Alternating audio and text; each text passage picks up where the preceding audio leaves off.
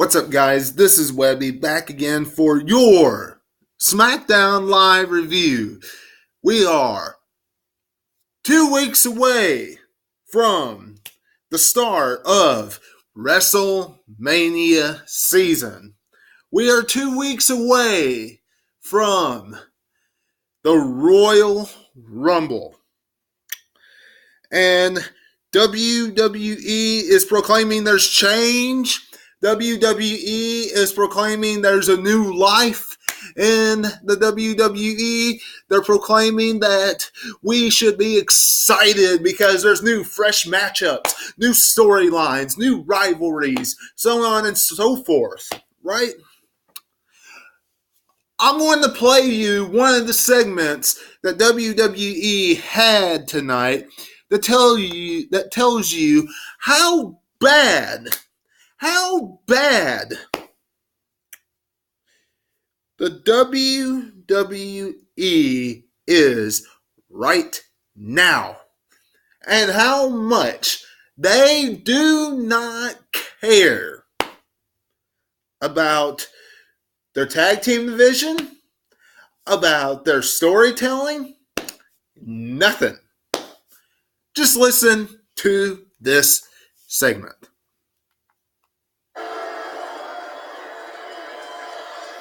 Allow Shane McMahon and myself to be the first to congratulate you on your hard-fought victory and for dominating all the tag teams on SmackDown Live. All but one.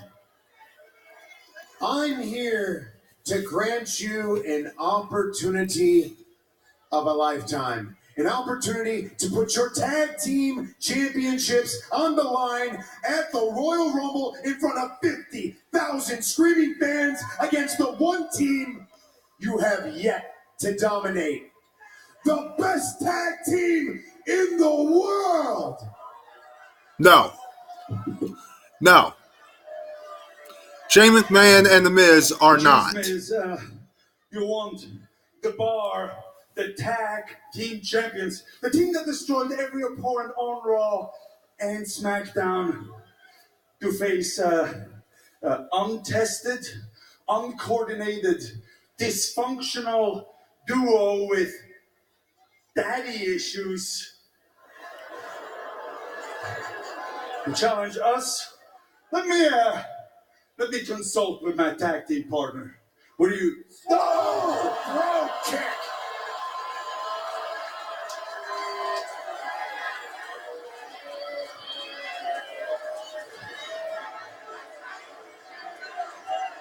We accept. Challenge accepted by Sheamus and Cesaro. What is Shane McMahon going to say about this? Now, for those of you that do not understand why I say this company does not care about rivalries still, for those of you that do not understand why I use this particular segment as an example, let's make this clear, okay? For the last number of weeks, WWE has used the Club, Sanity, I'll even throw in the Colognes even one of those weeks, the Bar, the Usos, all the tag teams that we have not seen on SmackDown on a regular basis, New Day, every tag team that you could think of that's on the SmackDown Live roster. Kind of teasing that we are going to see something with the tag teams for the tag team championship at the Royal Rumble. Instead, WWE takes everything that they have done with all the tag teams, everything that they were doing with the tag teams, and they flush it down the toilet. And they start this with The Miz and Shane O'Mac for the tag team championship instead.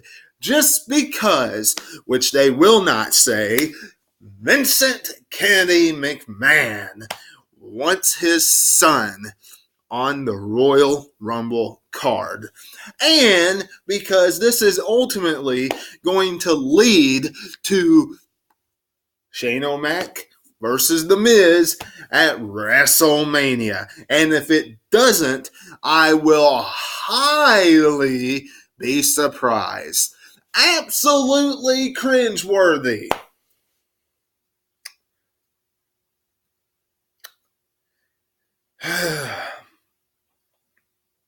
Cringe. It's my opening thoughts about SmackDown Live. Absolute cringeworthy galore tonight. Yes, they did have a nice thought process on where they want to go with Daniel Bryan and AJ Styles with the women's championship at the Royal Rumble. I'm not going to deny them of that, even though I think it's a huge missed opportunity by WWE for putting Becky Lynch against Asuka. Huge missed opportunity because you have a great opportunity there to stick somebody that we don't usually see in that matchup. Okay, Mandy Rose is tied up with Naomi. So build somebody else up for a few weeks. Get them in a program for the women's championship. And put Becky Lynch and Charlotte in the Royal Rumble match. Make it more predictable. How difficult is that? Instead, you're putting Becky Lynch in a women's championship match at the Royal Rumble just so you can try to sell more tickets. And I am using that word very harshly. Sell more tickets. Because that's the only reason why you are putting her in that match. That plus, if the rumor comes true where they could be joining the titles at WrestleMania, in which Becky Lynch and Ronda Rousey would be going head on head for the main women's championship. And then you could add Charlotte in there and make it a triple threat matchup. Do I really want to see that though? No. Because once Fox gets SmackDown Live, you know they are going to want their own championship for the women. So give me a break, WWE. Now,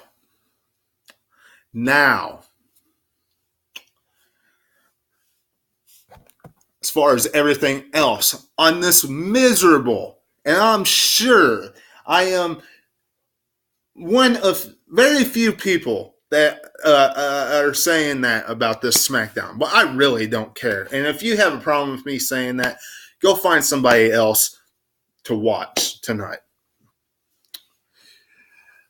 Andrade Cien Almas and Samoa Joe took on Mustafa Ali and Rey Mysterio. Andrade Cien Almas and Samoa Joe pick up the victory. Wow. Andrade Cien Almas picked up his first victory in what? 6 months? I know I'm exaggerating a little bit, but let's be honest here. Does this victory mean anything? Of course not. It means jack. Because in the grand scheme of things, Andrade Cien Almas, no matter what kind of change us wrestling fans want, he's not going anywhere. And we all, deep down, know this. I was kind of surprised we didn't see Jeff Hardy get involved in this matchup and cost Almas and Joe this contest. But in the long run, this means nothing. So I really don't care, because WWE has not given me a reason to care about Andrade Cien Almas anymore. They really haven't. So who cares? Now, Rusev and Shinsuke Nakamura. You know, this could be a rivalry that intrigues the wrestling fans. And I know it seems like that I'm coming on here and that's absolutely destroying SmackDown Live tonight. Quite frankly, I could have done the same thing to Monday Night Raw last night if it wasn't for them honoring Mean Gene Okerlund. So long, Mean Gene. Greatest interviewer of all time. But Rusev and Shinsuke Nakamura, you look how they're building this up. This does not intrigue anybody. Okay, whoop-de-doo. Rusev technically is the one that hurt Lana. Rusev's stock has fallen way down. No matter if we like Rusev or we don't like Rusev. You can't deny that. I'm a Rusev Day fan, but his stock has fallen way down. You hear that crowd tonight? That was nowhere near what it used to be. That crowd was sitting on its hands while Rusev came out. Rusev Day is dead. And this rivalry with Nakamura is not going to do anything. Not how they are going about it. As far as Nakamura is concerned, put him in a rivalry with someone that will enhance his character more. Stupid TV. Stupid freaking TV. DVR. Anyway, back to what I was going over. And as far as Daniel Bryan and AJ Styles, Daniel Bryan got attacked by AJ Styles the same way Bobby Lashley got attacked by Seth Rollins last night on Monday Night Raw at the start of the show. And then R-Truth came and attacked Daniel Bryan because, quite frankly, he got tired of listening to Daniel Bryan insult all the wrestling fans for stuffing their face with concessions, because we look up to AJ Styles for all these simple reasons, simple things. Daniel Bryan says AJ Styles is a simple man. He's a common person, and that's why we look up to him. Family type guy. He would be here eating concessions if he was not a WWE superstar, so on and so forth. Fact remains is this. It's going to be an epic contest at the Royal Rumble, and Daniel Bryan is going to walk out the victor. I think somehow AJ Styles is going to end up in the Royal Rumble match. I think the fans will be more acceptive of it. And I think that it's going to come down to possibly AJ Styles, Seth Rollins, Drew McIntyre, and a couple other people that could win the Royal Rumble match. After what we saw this past Monday, do I think it's going to be Drew McIntyre? Absolutely not. Think Drew McIntyre and John Cena will be the match for WrestleMania, John Cena's match. But we'll have to wait and see. But this has been your SmackDown Live review. I know, not exactly probably what you expected tonight, because they did flow in a pretty decent way, showing us their direction towards the Royal Rumble. But in the grand scheme of things, this show was an epic failure. They forgot everything about the tag teams.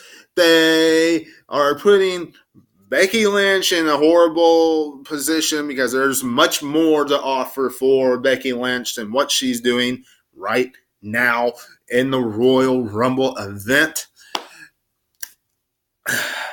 Rusev and Shinsuke Nakamura, it's just like blah right now.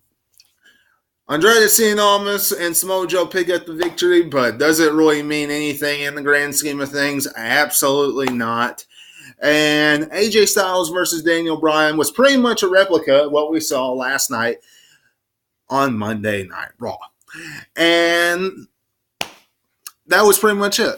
So I hope you enjoyed this. If you did, leave me a thumbs up. Leave me a comment down below. Become a subscriber today. Don't forget to do that. That's very, very important, so you get all notifications when an upload is uploaded to this channel. Every time one is uploaded, hopefully you get that notification if you press that bell. So don't forget to do that. And then, of course, don't forget to follow me on Facebook and Twitter, because videos also get posted to those two social media websites as well, plus all the tweets. And when I'm following along, I put my thoughts of the show when it is going live. So tune in for that, plus polls, amongst other things. Much appreciated. So don't forget to do that, and go back and watch Raw review, On the Road, amongst everything else that you can check at the end of this podcast and on the channel live right now. And until I see you again, this is Webby, and I'll catch you on the other side. Talk to you later.